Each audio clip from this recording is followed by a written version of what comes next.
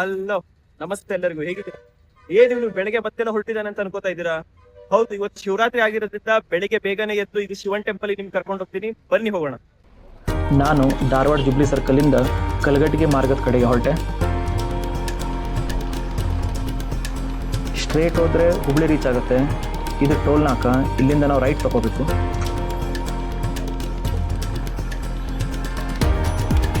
ಎರಡು ಕಿಲೋಮೀಟರ್ ದೂರ ಬಂದ ನಂತರ ಲೆಫ್ಟ್ ಸೈಡಲ್ಲಿ ನಿಮಗೆ SDM ಇಂಜಿನಿಯರಿಂಗ್ ಕಾಲೇಜ್ ಕಾಣುತ್ತೆ. ಇದರ ಸೈಡಲ್ಲಿಯೇ ಲೆಫ್ಟಲ್ಲಿ ನಿಮಗೆ ಸೋಮೇಶ್ವರ ದೇವಸ್ಥಾನದ ಎಂಟ್ರೆನ್ಸ್ ಇರುವಂಥ ಕಮಾನ್ ಕಾಣುತ್ತೆ. ಇಲ್ಲಿ ನೀವು ಅರ್ಧ ಕಿಲೋಮೀಟರ್ ಟ್ರಾವೆಲ್ ಮಾಡಬೇಕು. ಬೆಳಿಗ್ಗೆ ಇಷ್ಟೊತ್ತಿಗೆ 5 ಗಂಟೆಗೆ ಬಂದು ನಾನೇ ಫಸ್ಟ್ ಅಂತ ಅಂದ್ಕೊಂಡಿದ್ದೆ. ನೋಡಿದ್ರೆ ತುಂಬಾ ಜನಸಾಗರನೇ ಸೇರಿತ್ತು. ಟ್ರಾಫಿಕ್ ಕೂಡ ತುಂಬಾ ಆಗಿತ್ತು. ಬೈಕ್ನು ತುಂಬಾ ಹುಡುಕಾಟ ನಡೆಸಿ ನಾನು ಕೂಡ ಪಾರ್ಕಿಂಗ್ ಮಾಡಿದೆ.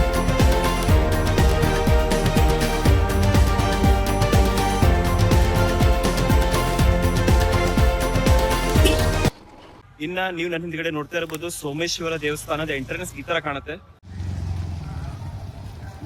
ದೇವಸ್ಥಾನದ ಹೊರಗಡೆ ತುಂಬಾ ದೊಡ್ಡ ಲೈನ್ ಸೇರಿತ್ತು.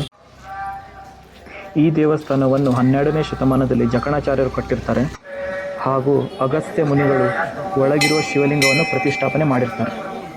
ದೇವಸ್ಥಾನದ ಸುತ್ತಮುತ್ತಲು ತುಂಬಾ ಪ್ರಶಾಂತವಾಗಿತ್ತು. ಅಲ್ಲದೆ ಮನಸ್ಸಿಗೆ ಶಾಂತಿ ಹಾಗೂ ನೆಮ್ಮದಿಯನ್ನು ನೀವಿಲ್ಲಿ ಕಾಣ್ಬೋದು.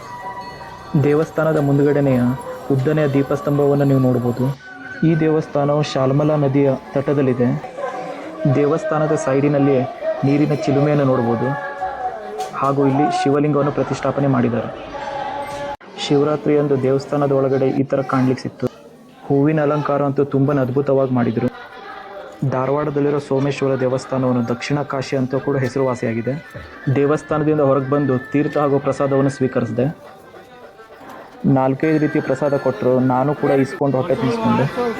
ಇದೇ ದೇವಸ್ಥಾನದ ಪಕ್ಕದಲ್ಲಿ ರೇಣುಕಾದೇವಿಯ ದೇವಸ್ಥಾನವನ್ನು ನೋಡಬಹುದು. ಇದು ಶ್ರೀ ಆಂಜನೇಯ ಸ್ವಾಮಿಯ ದೇವಸ್ಥಾನ.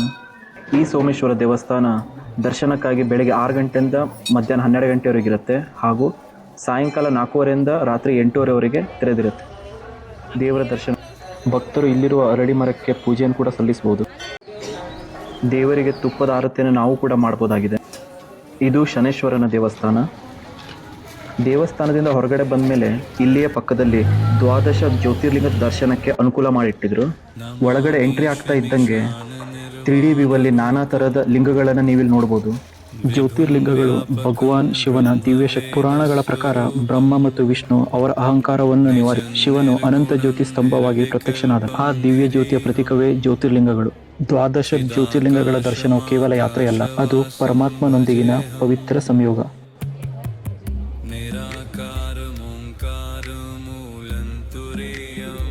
ಇನ್ನು ನಾನು ಕೂಡ ಮಹಾರಾಷ್ಟ್ರದ ನಾಸಿಕ್ನಲ್ಲಿರುವ ತ್ರಯಂಬಕೇಶ್ವರ ಜ್ಯೋತಿರ್ಲಿಂಗಕ್ಕೆ ದರ್ಶನ ಮಾಡಿದ್ದೀನಿ. ಅದರ ಫುಲ್ ವಿಡಿಯೋ ಐ ಬಟನ್ ಹಾಕಿರ್ತೀನಿ, ಒಮ್ಮೆ ಚೆಕ್ ಮಾಡಿ. ಇನ್ನು ಭಾರತದಲ್ಲಿರುವಂಥ ಜ್ಯೋತಿರ್ಲಿಂಗಗಳ ದರ್ಶನ ಮಾಡಿದರೆ ಪಾಪಗಳು ನಿವಾರಣೆಯಾಗಿ ಮನಸ್ಸಿಗೆ ಶಾಂತಿ, ಆತ್ಮಶುದ್ಧಿ ಮತ್ತು ಶಿವನ ಕೃಪೆ ದೊರೆಯುತ್ತದೆ ಎಂದು ಭಕ್ತರಲ್ಲಿ ನಂಬಿಕೆ ಇದೆ.